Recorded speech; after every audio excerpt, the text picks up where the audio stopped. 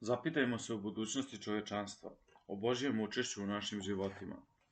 Prvorodni greh je narušio Božji promisao o svetu i čoveku, stvarajući rascep u odnosima čoveka sa Bogom, sa svetom koji ga okružuje, sa prirodom, ali i drugim ljudima. Budući pomračen prvorodnim grehom, čovek je postao nesposoban da odoli pritisku iskušenja i sablazni, zbog čega je svako novo pokolenje ljudi uporno ponavljalo Adamov greh, dodajući mu i svoje lične grehove.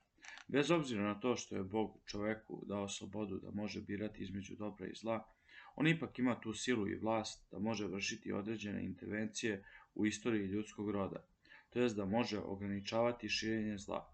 Kada ne bi dolazilo do ovih Božjih upliva, zlo bi davno zahvatilo sve životne sfere, učinivši nemogućim i sam opstanak ljudskog društva. Već sa prvim stranicama Biblije nalazimo primere kako Bog, kažnjavajući ljude za učinjeno zlo, ograničava njegovo dalje širenje. Tu je Kainovo odricanje krivice za ubistvo svoga brata. 1. Mojsijeva 4:3-8. Kažnjavanje ljudi sveopštim potopom. 1. Mojsijeva 7:10. Prekor Nojevog sina Hama zbog podsmevanja nad nagotom svoga oca. 1. Mojsijeva 9:22-27. I na kraju Božja odmazda nad graditeljima Vavilonske kule. 1. Mojsijeva 11:4-9. Svi primeri kažnjavanja ljudi za njihove grehe, kojih je prepuna Biblija, pripadaju dalekoj prošlosti, budući da su toliko udaljeni od naše svakodnevnice. Oni se i doživljavaju kao primeri koji se tiču i nas samih.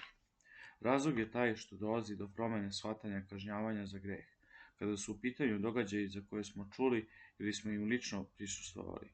U prirodnim kataklizmama, kao što je zemljotres, tsunami i slično, mnogi prepoznaju Božji opominjući prst.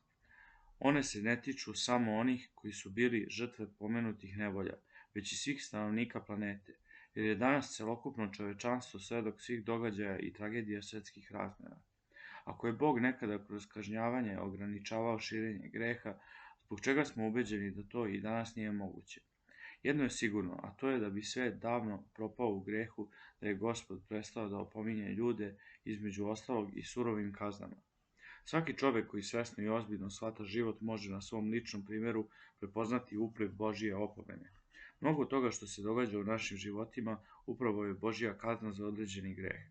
Mi možemo prihvatiti ili ignorisati pojedine događaje kao rezultat Božjeg suda nad nama samima, ali sama činjenica da Bog utiče na naše živote ipak ostaje nepobitna.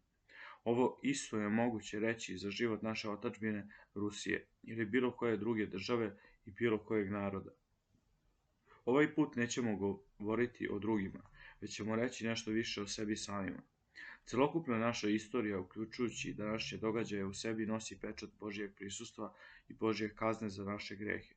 Zar je moguće ne biti kažnjen za najstrašnije odstupanje od vere našeg naroda, za uništavanje svetinje i rušenje hramova?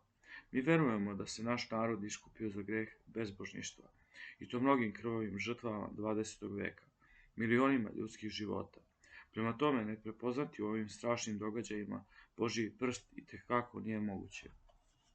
S ovim ljudskim umom mi nismo u stanju da u potpunosti shvatimo Božji promisao o ljudima, niti da razumemo pojam Božje pravde u svetu. Sve što možemo jeste da sa strahopoštovanjem sagnemo glavu pred svedočanstvima Božje prisutnosti u ljudskoj istoriji i u našim životima. Prihvatajući pomenuto svedočanstvo kao veliki znak Božje pravičnosti, kao lekciju i pouku, Gospod nije samo kažnjavanjem ograničavao širenje greha u svetu. U knjizi Poslanja nalazimo zanimljivu priču o čoveku koji se zvao Avram. Živeo je kao nomad u drevnom Uru Haldejskom, čije se ruševine i danas nalaze na teritoriji savremenog Iraka. Avram je bio veoma bogat čovek i posjedovao je mnogo stoke, kao i pastira i slugu. Upravo njega, jednog običnog nomada, Gospod poziva i zapoveda mu da ostavi dom svoga oca i pođe put zemlje Hananske, u zemlju koja će se kasnije prozvati Svetom zemljom, Palestinom. S obzirom da je bio poslušan Božjem glasu, Avram odlazi u potpunu neizvesnost, pritom ostavljajući sva ona mesta na kojima je uživao. Odriče se od načina života na koji je navikao, podvrgavajući sebe i svoju porodicu velikom riziku. On odlazi u nepoznatu budućnost, samo zbog toga što ga je lično Bog pozvao. 1. Mojsijeva 12:1-5.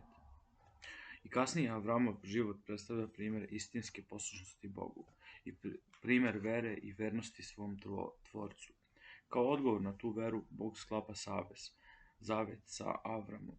S Avramom i njegovom porodicom Bog ostvaruje poseban odnos, obećavajući mu kako će mu predati zemlju u nasljedstvo i kako će umnožiti njegovo potomstvo. Između Boga i čoveka nastaje jedna posebna veza, odnos za koji danas obično koristimo termin religioznost.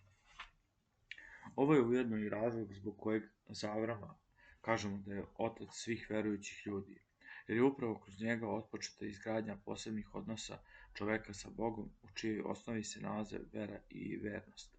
Postavlja se pitanje u čemu ili kome je upućena ta vernost. U pitanju je vernost Bogu, njegovim rečima, zapovestima, zakonu i promisu o svetu i čoveku. A šta ako po svojoj slabosti i nemoći pod uticajem spoljašnjih faktora ili nekih drugih razloga čovjek naruši pomenuti savez ili pogazi Božje zapovesti? Šta se događa u svesti čoveka, koji i posle svega nastavlja biti veran Bogu? On će sa velikom teškoćom preživljavati sve ono što se događa, shvatajući da svojim rečima, mislima ili postupcima narušava zavet sa Bogom. U duši verujućeg čoveka se pojavljuje posebno stanje koje nazivamo strahom Božijim. Strah Božiji je nešto više od straha zbog određene kazne. Strah Božiji jeste čovekova bojazan da će narušiti vernost prema Bogu, njegova želja da zauvek iskreno ostane vera njegovim zapovestima. Strah Božiji predstavlja jedno posebno moralno osjećanje čovekovo, zahvaljujući čemu grešni postupci skoro da nisu mogući. Ako su i mogući, protiv njih se pobunjuje vas celo čovekovo biće, njegovi volja i osjećanja. Sve to dovodi do toga da se čovek pred Bogom iskreno kaje. Vera, vernost i pokajanje predstavljaju osnovne komponente čovekovog religioznog života. Upravo kroz veru, vernost i pokajanje Bog čovekove ruke, njegovu volju i razum ograničava u daljem širenju zla. Sve ovo dovodi do toga da savez između čoveka i Boga, zavet koji je bio ustanovljen još u dubokoj prošlosti, postaje garant ograničenja zla u međuljudskim odnosima.